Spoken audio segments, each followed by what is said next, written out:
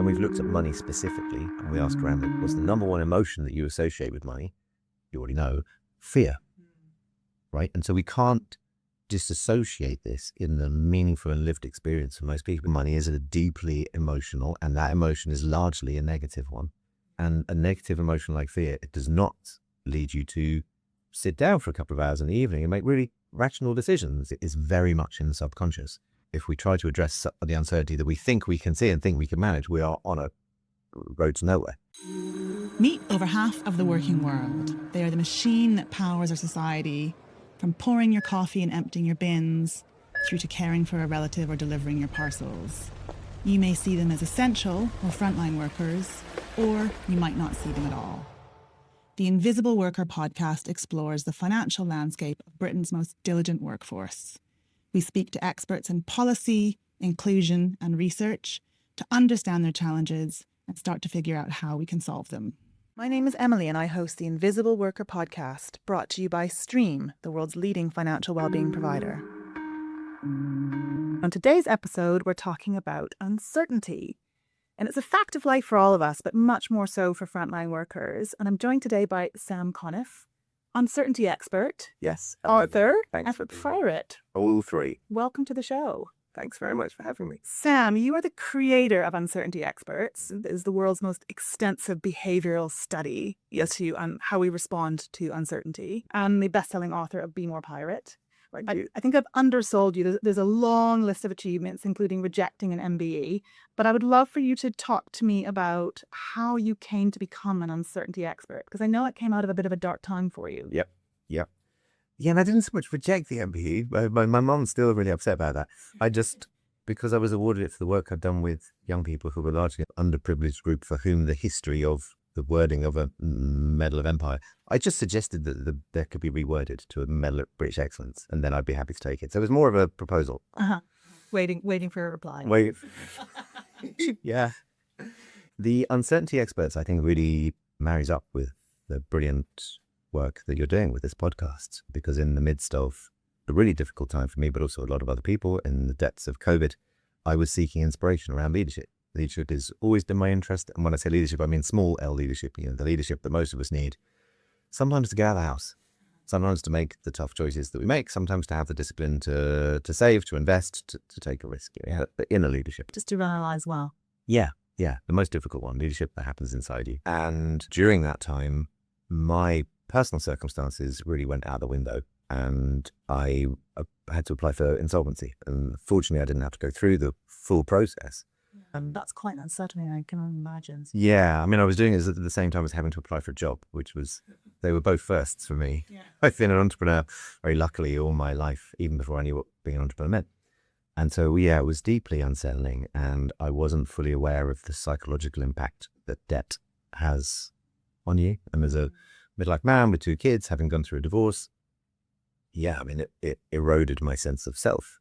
I felt strong feelings of failure and of guilt, and really recognizing how closely all of these things are tied up in society and what role your financial stability plays in all of that. Looking at the leadership that was on display at the time, regardless of the politics, it was very narrow in its experience set. Yeah. And so I began to question and wonder whether there were groups in society whose daily lived experience of uncertainty might be more useful, which I think is where we're thinking in similar ways, right? Yeah. People who are misunderstood and overlooked. Who are navigating a system that's not built for them, but actually having to hack the system to succeed. Yeah, exactly. The millions of people who technically live in poverty every year, the 250,000 young people who are thought to be in gangs, the number of veterans, the levels of disability, the single parent, for whom uncertainty is just a ritual part of their life. Even just the 60 to 80% globally of frontline workers. So it is the working majority, the way they earn, the way they receive hours for work, the way they manage their finances is ever changing. And uncertainty is the norm for the majority of people. Yeah. And so often I think with the way uncertainty is framed is to do with upheavals in the way that we would like society to be going. But actually, for a lot of people, the leaps that one needs to take a risk to get your family safely to the end of the week sometimes it's huge, and it's proportional, right?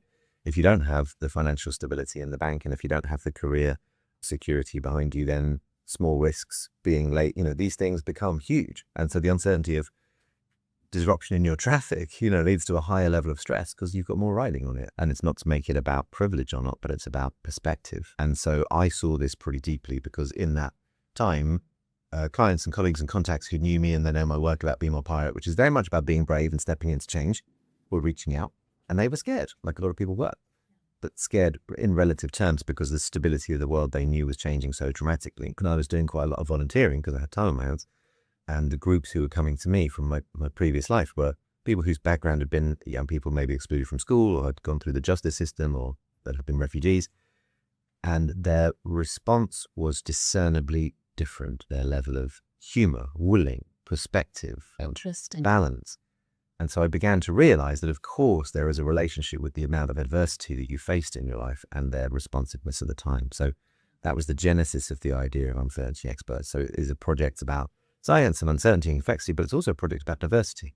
And in moments like this, we all have a lot to learn from people that we otherwise misunderstand or potentially overlook. That's so fascinating. And I want to talk about kind of uncertainty and how it affects us and how much uncertainty there is. So I did a little bit of digging in preparation. I like an amount of certainty in my life. And so I found the World Uncertainty Index, which is fascinating. And it measures across 143 countries how prevalent the word uncertain or uncertainty is in these economist intelligence country reports. And since Trump was elected, it's just shot off the charts. And if you're listening rather than watching, my hand is just going straight up to the sky because it's nearly a straight line. There's a huge prick in the data. Yeah. There's a quadrupling of uncertainty compared to the norm, and it's even 50% higher than the pandemic. And, it's all of these things that have been happening, but that global political uncertainty is really unsettling for all of us. I think the other interesting thing that I came across is in some research out of Harvard in their SHINE program on human flourishing, they found that in the pandemic, your sense of control was a bigger lever for financial stress than your actual measured financial fragility. So we're kind of saying the same thing here, which is if you perceive you are able to manage what's going on in your life, that matters more than what's actually going on in your life. So that perception is more important than objectivity.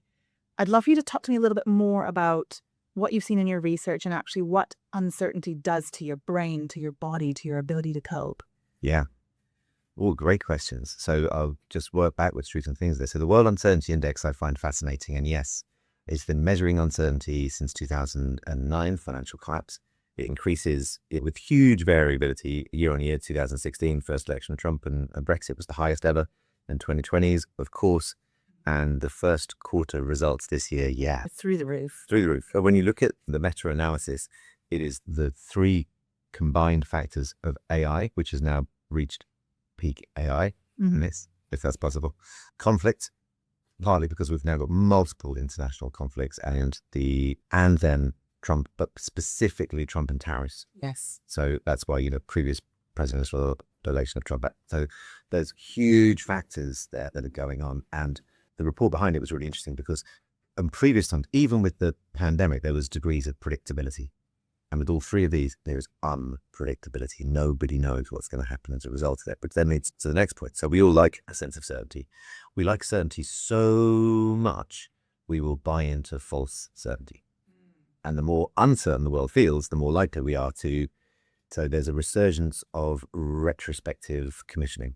We've got gladiators on British TV around the world. There's a huge, huge trends of retro, familiar imagery, iconography, fashion, culture. We are looking back to a past that will now pretend to ourselves was much greater than it was. We see it in the huge political narratives, make things great again, build back what's better. And we see it in people's lives. We will fall back on... We're renationalizing the rails. Yeah, we'll fall back on past patterns of behavior, and it's been studied. There's a study from King's College which gave people the chance to have a synthesized experience of uncertainty or give themselves an electric shock. Yes, I read that. That was fascinating. Less than 10% of people made it through the study. But, just think about your daily life. You've ordered dinner and it's on its way and you're checking the seconds that the food is coming from your house. We create a level of behavior around us which is predicated towards knowing exactly this control. And it's false control because the world is increasingly feeling out of control. Which brings us to the final point, what goes on in the body and brain. So I spent the first 2 years of this work trying to fix uncertainty. That's how That's a big mission. Yeah, that's what I thought I could do. And luckily, the next 2 years have been far more useful to everybody, because the truth is you can't change uncertainty, and you probably shouldn't want to either. Our lives tell us, and science tells us, and history tells us that uncertainty is a generative space for new thinking and ideas. Empirically speaking, the greatest innovations of human history have come from periods of uncertainty. And we know it to be true of our own lives. If we look back, the biggest, most successful periods have rarely been the most predictable. Yeah. Doesn't change the fact that when you're actually going through uncertainty, it's deeply uncomfortable. But it's worth calling out, because the clearest way I can demonstrate this, and you can test this with your teams or your colleagues or your family, ask someone what they think about uncertainty and they'll give you a balanced response. Our data of over 30,000 participants, that squares in usually about 50-50. Now ask someone how uncertainty makes them feel, and by and large, you'll hear negative adjectives describing either fear, anxiety, worry, confusion, indecision, and circular thinking, or the really difficult one, the stuckness. And those underlying states are what answer this final part problem, what happens in your brain, but also really crucially what happens in your body. Because uncertainty is psychobiological, affects our brains and our bodies. And the mistake most organizations make is to approach uncertainty as if it were risk.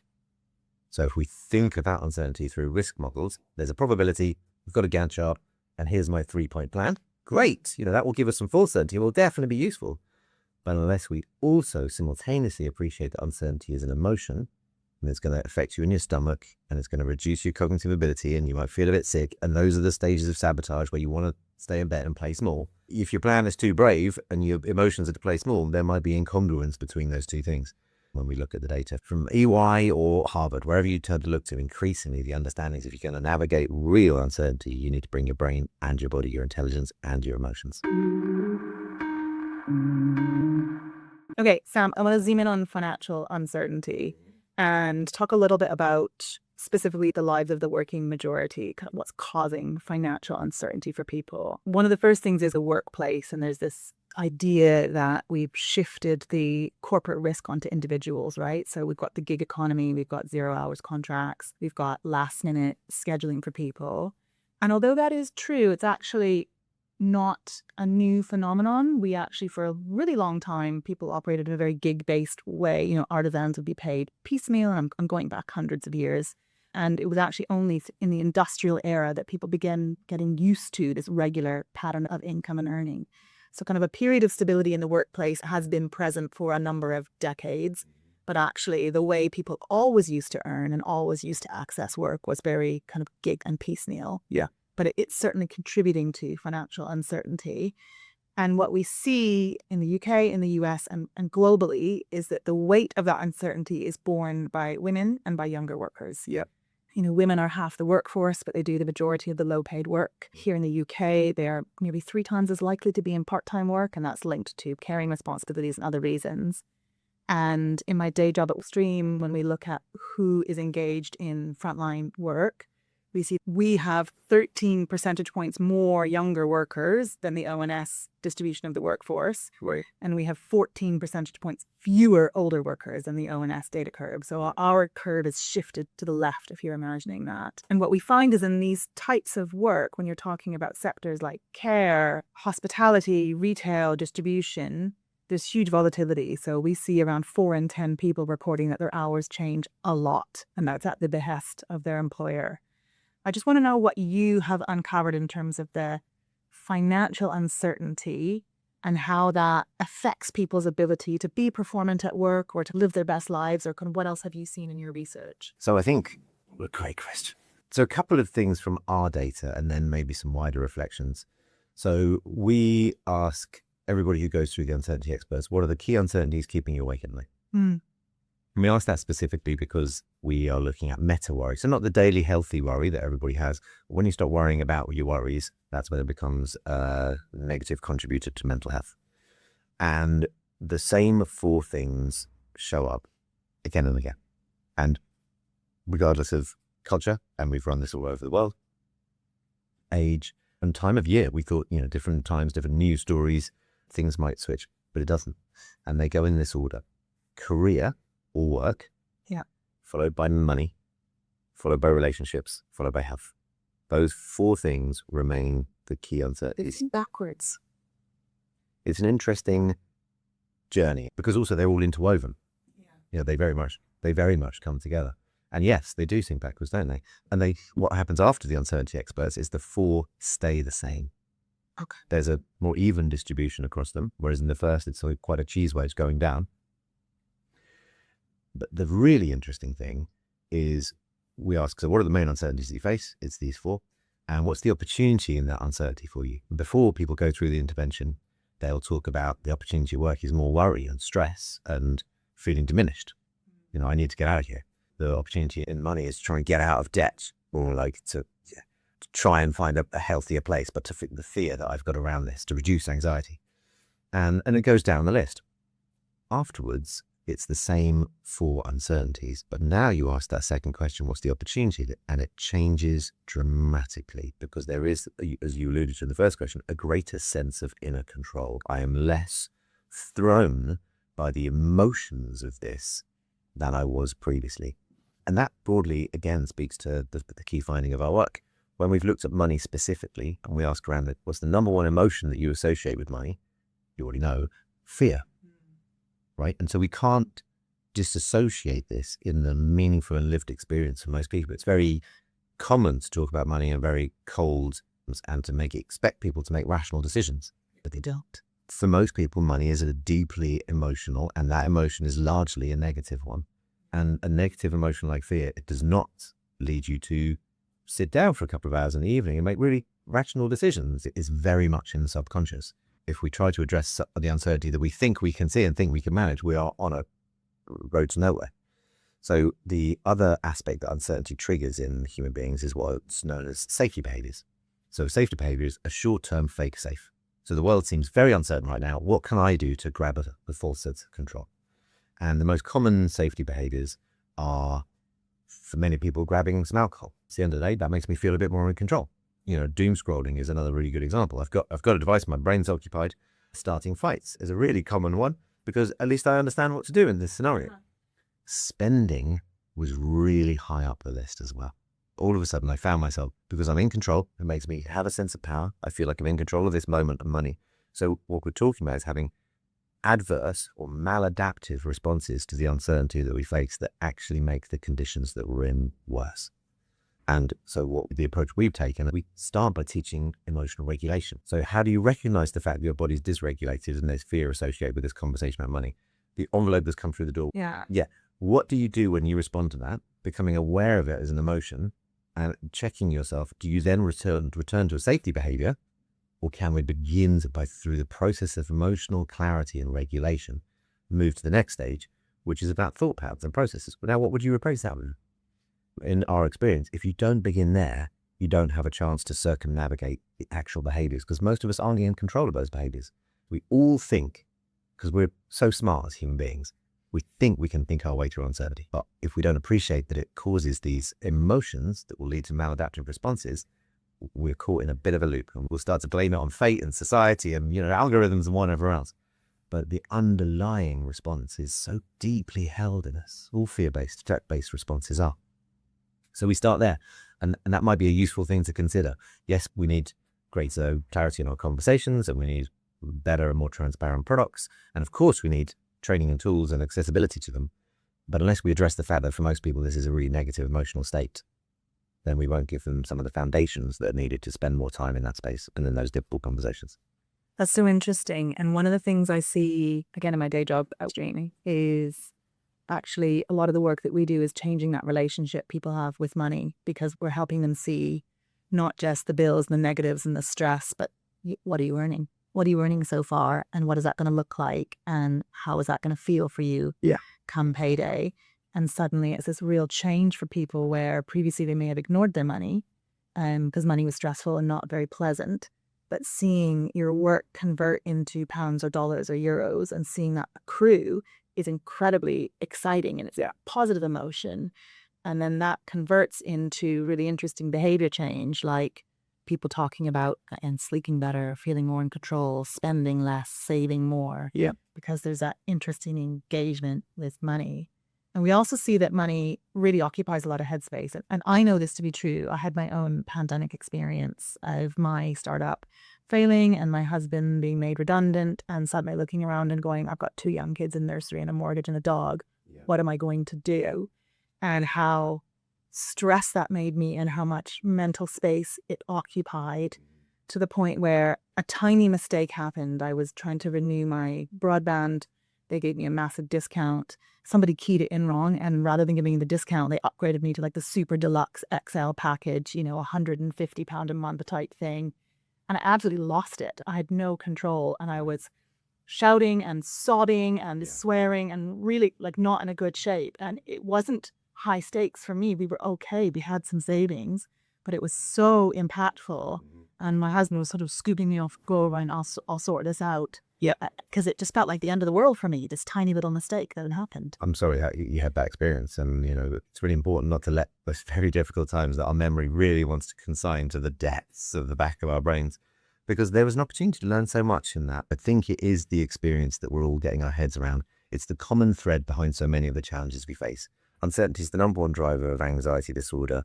It's the number one driver of international conflict. It's what's known as a trans-diagnostic tool. We make better decisions when our uncertainty tolerance is higher.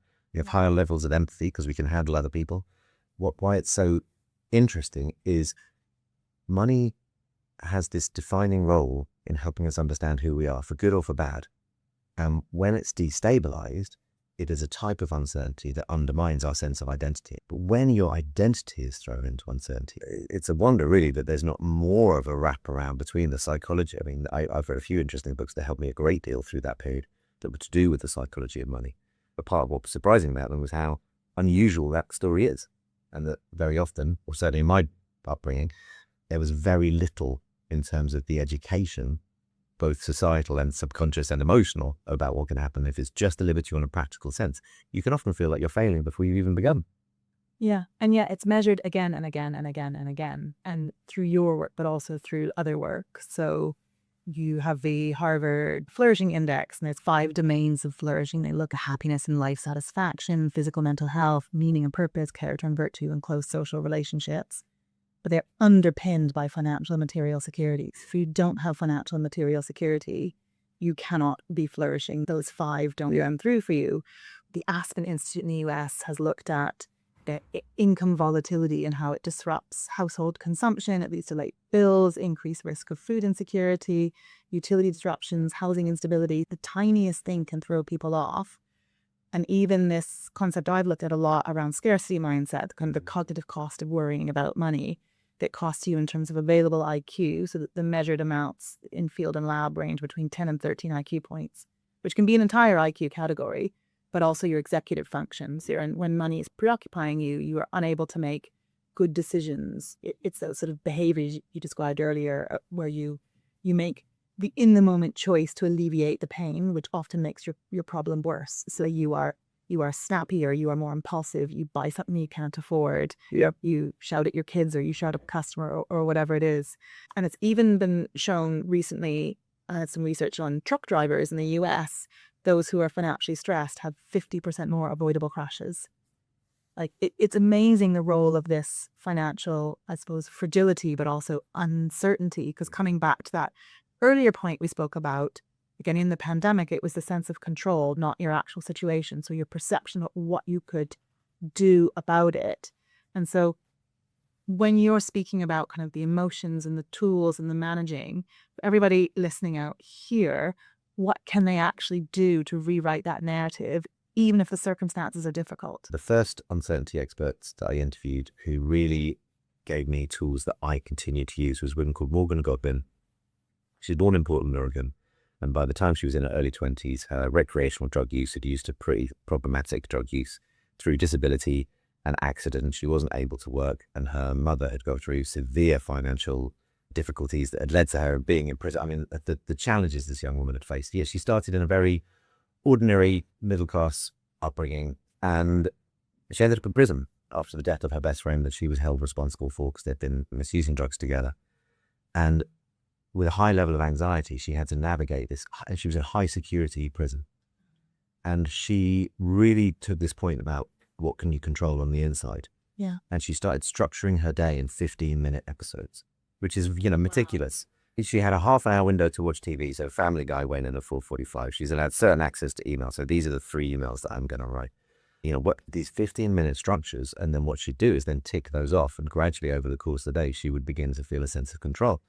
And with all of the uncertainty experts, we would take these remarkable stories of individuals, and we chose people who had lived in the shadows of uncertainty, right? That's a profound experience, high security prison. But they'd gone on to become leading lights in society. And so when Morgan was released, she read widely and understood the challenges that she'd faced. She'd studied law while she was inside. She was able to help her fellow female prisoners. And she then campaigned around the opioid crisis that's very prevalent in the States, because part of the reasons that she and some of her friends were in the challenges they were for societal and commercial reasons beyond her control. Yeah. Anyway, so all of the uncertainty experts used their experience to go on and become leading lights in society. When we take their stories to the lab, we work with the Decision-Making and Uncertainty Centre that's at University College London, part of their neuroscience team, and then analyse the interviews, and then say, well, here's what's going on. Morgan is dysregulated, as any human being will be in a moment of uncertainty. That leads to chemicals in the body like cortisol and adrenaline. So you're on high alert, your cognitive functions decrease without your control, right? You're less able to rationalize because your blood flows all onto your leg. Yeah, you're in fight or flight mode. Precisely, yeah, it's exactly that. No one can escape that, right? It moves faster than anyone can control. That slight sense of control that she began. I mean, nearly everybody will be familiar with what Morgan's just talked about, because everybody has done the exercise of writing themselves a to-do list and including 2 or 3 things they've already done. Yeah, just your bonus ticks just to get going. Your bonus ticks. Or write the to-do list at the end of the day just based on things you have done. It's another good technique. What happens there is a small amount of dopamine is released into the body. And Morgan termed it radical productivity. So she would spend her time, she'd enjoy writing the list, she'd make it so small, and before you know, you've ticked off a percentage of this and you begin to feel in control. So there's something psychological and something biological going on there. I thought, this is profoundly useful. And so that's actually about taking back control. So that's about living with the uncertainty around you, but controlling what you can. Control what you can, yeah. I interviewed Morgan 4 years ago. And to this day, do it this morning, I write the long list, which is slightly overwhelming and scary, but I face the reality. And then I only let myself write 3-point to-do lists, TNT, the next 3. And I choose 3 things off the big list. I write them down, and I'm not allowed to put anything else on the list until I've done those 3. Yeah. And so the hardest part is the discernment of which tasks you take across. But even I can handle a 3-point to-do list, even when I'm feeling really overwhelmed and everything is reliant on it. And the satisfaction, because you're going to get it done. And so it's moving slowly through the process. She began to meditate on that which she was grateful for, even in the most difficult circumstances. So I'm in prison, this is tough, but at least I've got blankets, she would say. At least I've got these quite nice warm blankets, and she'd study the blankets. And hey, you know what? There's not so many rips in these blankets. They're better than ones I had last week. And, and gratitude, it turns out, is something that we can synthesize. We all know the experience, think back to the time that you received the thing you most wanted or you achieved the goal. You have that warm kind of glow. If you think about what it feels like, if you can describe the feelings of it, if you can conjure to your mind whatever it is in life, your pets or your dogs or your achievements or your work or your kids or your partner or whatever it is, we all know what it's like. She would synthesize it and project it onto experiences that you wouldn't normally associate it with. And so we've tried this and it's been well studied. First time I did it on my Carmex, and I just sat and looked at my Carmex until I just felt that deep. And it's another way of creating chemical release in the body. And it's much easier than we think. The body relates to the brain only through chemicals. And so between these 2 acts, radical gratitude, radical productivity, I was fascinated by it. This is taking ownership of the chemical balance in your body. And I've now seen teams and senior leaders in businesses in a moment of disruption sit quietly, calmly, write themselves the smallest to-do lists imaginable, and then focus intensely on something they feel grateful for. The only thing that releases a larger wave of the balancing and regulating hormone of dopamine into the body above gratitude is compassion. So bringing it back to the workplace, one of the things I found quite surprising was how much people prefer certainty even when they're wrong. Yeah. And actually how that goes up senior leaders. So from your research, it was something like 70% of people would choose certainty, the poor outcome or a bad outcome, whatever that means. Yeah. Versus an uncertain experience that would lead to a good outcome. Actually, that rises to 90% by senior leaders. And so these are the people who are shaping the workplaces and making the decisions that affect how most of us operate and experience work, and therefore experience money, uncertainty, and what have you. Yeah. What is going on in workplaces? What do they need to do, and how is that impacting the people that are working with them? And this one really fascinates me. It was in an earlier study, I'd asked a question to a smaller sample, which was, have you been in a meeting recently and said yes when you meant no? And, of course, it was 90% of people said, yeah, of course, And it speaks to the truth of work, as you were calling out earlier on, the disproportionate effects of the negative challenges around finance disproportionately affect women and young people. And I would imagine it's more women and young people who feel unsafe to speak their mind in meetings more often. I think that the challenges that we face are rarely ever in silos. Yeah. So these workplace norms, there's good reason for that. And there's a good reason why amongst leadership, that went up to 90%, because it's a very hard time to be at work. It's a very hard time to be a leader. It's a very hard time to know the answers to most of the challenges that are being presented to us. Yet the construct of work means that we're very often in this dichotomy of dishonesty. I know this is a terrible idea, but I don't feel safe to speak up. I know that I don't know exactly what to do, but I don't think I can say I don't know. I know my leaders don't know exactly what to do, but I don't want them to tell me that either. So at multiple levels, we're brought into a narrative which is very hard to break out of. And so what we began to see emerge as a result of these questions was, can we find our way to a greater level of honesty? And it's interesting that honesty, I think, plays a role with uncertainty, because to be honest, a lot of the time means to be able to say with some degree of authenticity, I don't know exactly what to do in these circumstances. Yeah. And I think, and it's not perfect, but what we saw was an easing through the process of taking people through this intervention of a greater level of honesty amongst the team to be able to say we don't know exactly what to do. So it's not indefinite indecision, because indecision over time can be a killer of businesses and people's nerves. Yeah. But because we're in this moment of uncertainty, we can feel it, we're being pulled towards a fake binary outcome. Emergence is more of a strategy than it used to be. Yeah. So emergence genuinely is a strategy, but you have to provide time and space for it. And doubt would only ever be considered universally a negative experience. But doubt is also a place of discovery. So stretching these spaces is part of the process. And what we've seen leaders begin to be able to change their narrative to is from, I don't know, which feels awful, yeah, to I don't know, but we can work it out together, which begins to feel inclusive, collaborative, a sense of journey, but also maintains the authenticity and vulnerability that is required and requested from leaders at the moment. And there's Mervyn King, the ex-Bank of England Director General. He wrote a book called Radical Uncertainty. And in it, he posits that most of the challenges we faced were genuine problems. There was one or two answers, and to a degree of some kind of variability, you could work them out. But increasingly, the challenges we face are paradoxes. There is no right answer, and there might never be a right answer, but you're going to have to commit and get behind your own decision, yeah, and then be ready to pivot back. And that's neither the leadership playbook that most MBAs have taught us, or the 30-year trajectory that the leaders that we have at the top of our businesses have been on. So it really is a disruption that I think we need to have empathy for. And I was lucky enough last season to interview the founder of the Good Jobs Institute, which is a nonprofit in the US, which is all about a radical transformation, a systems change to how large employers or workplaces work, which focuses entirely on how do you make that customer interaction as positive as possible. And therefore, how do you empower your frontline teams, and how do you design everything to make that frontline team member really, really efficient? Yep. And actually, a lot of that comes down to control. So if you are working in a retail shop, you know when the best time is to have a delivery or to stock shelves. You know how many people you should have working tills. You know that you need to cross-train people so that when it's quiet, people are sweeping or stocking or doing whatever it is. Yeah. And actually handing that control over to that person who is actually facing the customer. Yep. And then your job is to get customers through that store as quickly as possible, drive sales, create a positive experience. That's very hard for leaders, though, to hand that control through to people that they maybe historically perceived weren't capable or weren't the right people to be making those decisions. But it's actually that delegation of authority and saying, you see the customer. Yep. You actually have the most important job here. And our job as leaders is to actually make everything easy for you. Mm-hmm. And it's been transformational where it's been applied. So big retailers like Costco or Mercadona in Spain, Sam's Club, which is kind of the Walmart equivalent of Costco, have gone through these transformations and dramatically increased business performance, but also pay and retention.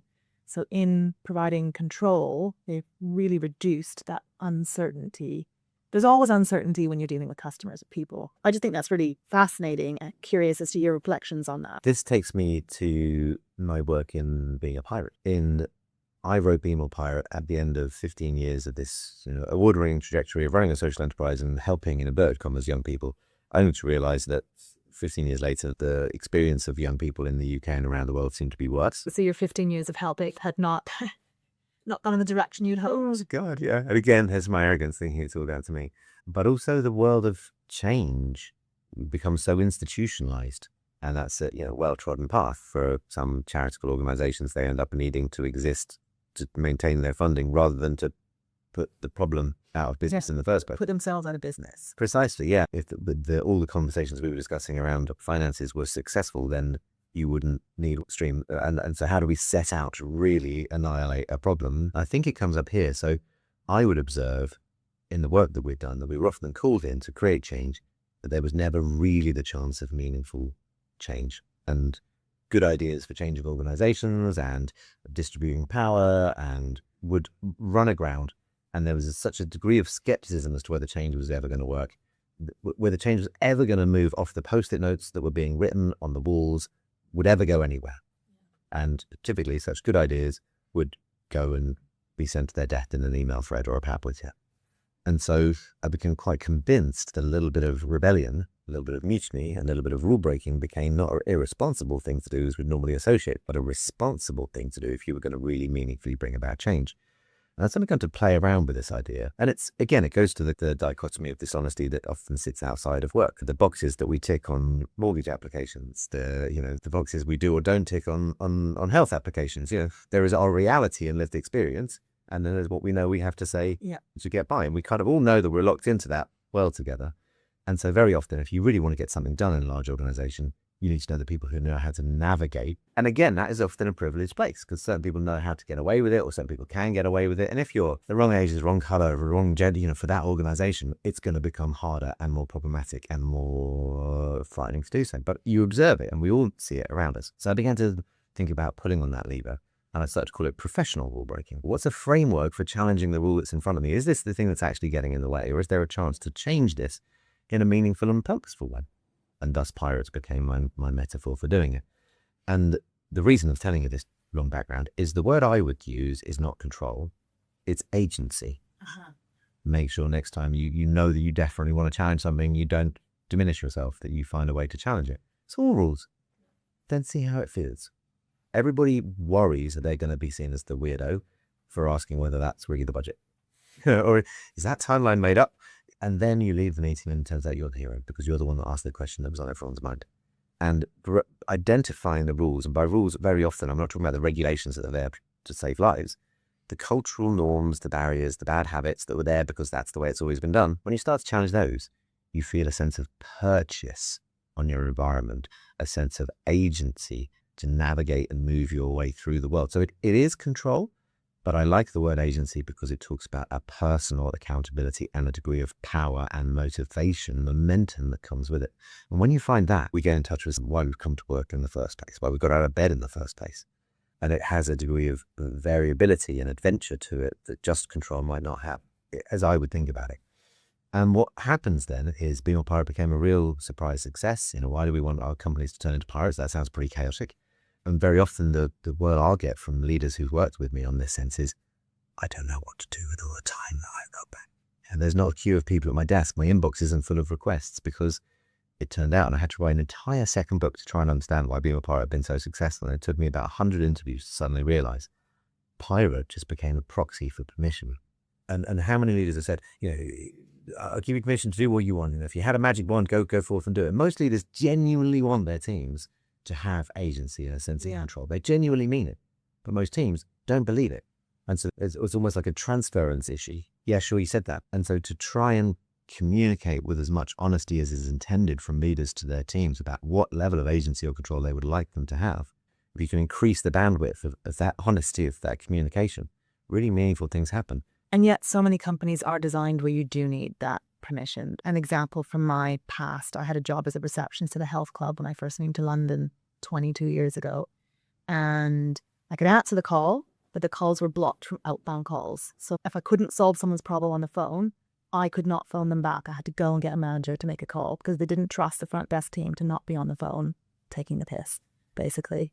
Yeah. So it's like you have to give people some agency as well. You have to set those structures to allow that agency to happen. Yeah. And I think I don't know whether it's designed in, because I think our default is trust. Trust is reciprocal, as we said at the beginning. And on the whole, we tend to put someone in a difficult position and they'll ask for help. And by and large, we'll help each other. Human beings are collaborative creatures. We need to be, and it's deep in our DNA. And so my guess would be, to use your example, that the reason that there were no outbound calls wasn't necessarily that they didn't trust you.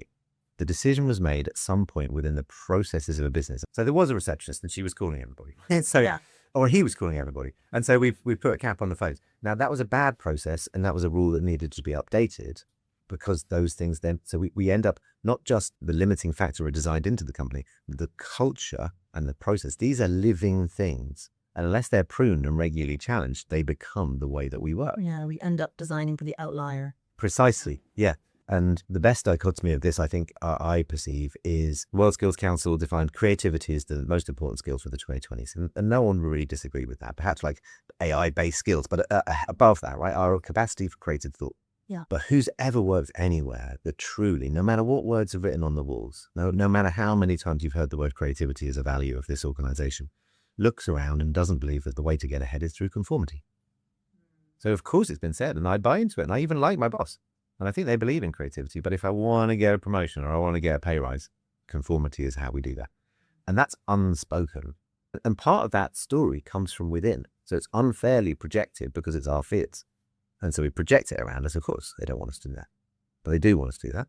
And a part of it comes from the culture over time. So the spirit of piracy allows both sides of the spectrum to meet one another, because it's an invitation to any individual to rewrite the rules of where they work within the level of power that they have. Yeah, and I guess that's part of the point I was making, which is if you are a receptionist on the front line, you feel like you have very little power. And objectively, you do have very little power. Yes, totally. And disruption is very often a privileged act of people who can get away with it. And so I encourage people with this work to lean into the proportionate amount of power that you've got. So if you're me and you're 49 and you're white and you're a man from London and you've had a relative degree of success, I should push doors with all of my shoulder and make sure they stay open. But somebody else from a different background and persuasion, I know of a receptionist who read Be More Pirate, and the revolution they wanted to have was to make sure that there were sanitary products in the female bathrooms. Yeah. And so they found a way to put them into the stationary order, which they were in charge of ordering. Just did it. And soon it kept coming up on work surveys that it was a really good idea. And so someone asked the question, who did this? And then they were able to throw their hands up. And they were celebrated for it. Yeah. And so the principle that I give for being part is, the classic line is, it's better to seek forgiveness than permission. That is a line of privilege. That is a line of someone who can tolerate being told off. And I don't believe it's the case, because some people get getting told off isn't appropriate or safe. So I suggest that what being part of Storm is, it's better to set a precedent than seek permission. Yeah. I have a good idea. I think I found a way that does it in a way that's not risky to the business or risky to my role. I love that. Taking back some power. Set a precedent. Yeah. So we're getting close to wrapping up. I would love to hear from you. Like, what else can we learn from the skills and attributes and experience of the working majority? So the folks who are navigating a lot of uncertainty, whether it's workplace uncertainty or financial or life, what do those of us who haven't had the privilege of navigating those more challenging times need to learn? Adversity often leads to a greater amount of resilience. But what I don't want to say is adversity is good for you. But I do see a vulnerability in people who haven't had much adversity. There is research that backs this up. If you haven't had some kind of major life adversity by the time you're 35, your resilience in later life is lesser. I knew this from my own empirical experience of working with young people. And I deliberately work with young people who've been through the justice system or were refugees or have been excluded from school.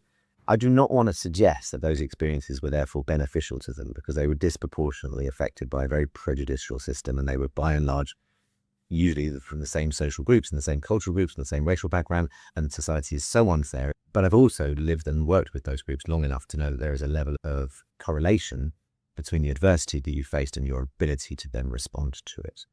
And that was what was core to the uncertainty experts. And we tried so carefully to not find stories of survivor bias, where these were remarkable individuals anyway, and so we should try and live up to them. No, it was this long in the shadows leads to a rewiring of your neural pathways. And we see this in the data. Senior executives who have their major upheaval in their life, the level of panic and fear and what I stand to lose is so great. And that's not to diminish their fear or negativity around uncertainty. But for people who've been through it again and again and again, what's Nietzsche's quote, life's rich school of war, had a proclivity and a sense of humor and perspective with what came from them. Like I say, I don't mean to be positive about it, but the science term for the technique that I probably most depend upon is called construal level theory. And we learned this out of the program.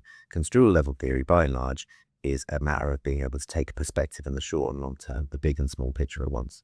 So, for example, if you suddenly were told that you had to take your holidays tomorrow, it would be quite stressful. Where are you going to go with the flight bookings? Oh my God, what? Yeah, I think I would find that quite delightful. Bad example. But perhaps not as delightful as if you knew that you were going to be able to take a holiday in 3 months, because now you could really enjoy planning it and discussing. Sure. Yeah. Construal level theory suggests that if you can hold in mind both the goal of why you're doing this, and my goal for making some of the tough decisions day to day to get there, these are manageable things within my short-term realm, but if on their own and not connected to a bigger goal, they're a bit defeating and they're not very motivating.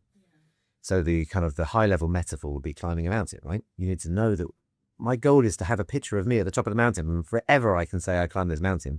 But that's not going to get me through today, because today there's a blizzard and there's no visibility. So all I can do today is try and get 10 feet forward. And by having the ability to shift gear between the reason I'm doing this motivates me, but that energy alone is quite big. Yeah. And probably exhausting to hold on to all the time. And I need my day-to-day energy, like the Morgan Goblin one. I need a list that I can actually achieve, because life is hard. Yeah. And just having a big goal all the time is a bit ephemeral. And I was fascinated to learn this, right? Construal level theory, what a useful construct. When I go back to the community that I've grown up with, that all my experience at Liberty taught me, that the uncertainty experts is inspired by, that's just how they were living. And it was the natural default. Yes, of course I need to get to my family into this place, but the only way I'm going to do that is by having a very clear day-to-day plan. Yes, I've got 3 jobs, but the reason I've got 3 jobs is because I'm trying to get to this point. So that capacity to hold on to the 2 different motivating gears of short-term wins that make me feel like I'm moving, and having a vision of the place I'm trying to get to.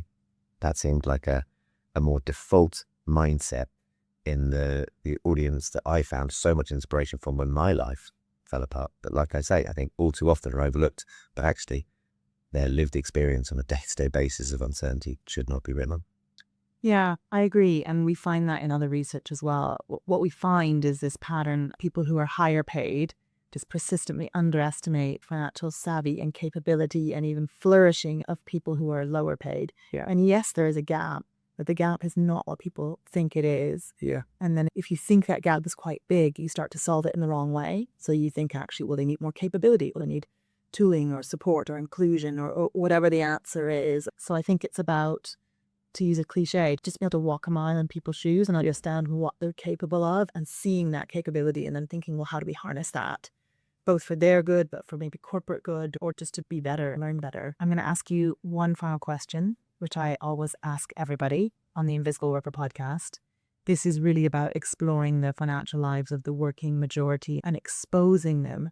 So what is one thing you wish more people knew about this typical invisible worker? I started Liberty, my social enterprise, to try and help young people.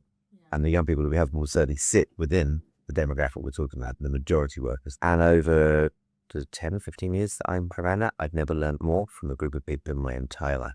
And they are the foundation for my success with Be More Pirate. They're my foundation for my success and understanding of uncertainty experts. So the reason I turned down the MBE. And I think that's the case probably from all my work. It's the most consistent thing. The inspiration very often we need for the challenges we face is closer than we thought it was. And if we perpetually look to the bookshelf or the highs of Silicon Valley or wherever, these classic models of leadership are being projected to us where the answers stem from, yes, there's some good thinking there, but actually the daily lived experience of so many people has so much to offer the bigger challenges we face. And to try to step past our own arrogance of our intelligence and understand that is certainly for my career one of the best gifts I've ever had. Thank you so much, Sam Conniff. Thank you very much indeed for having me. I really appreciate the work you're doing and really appreciate the chance to be in. Brilliant.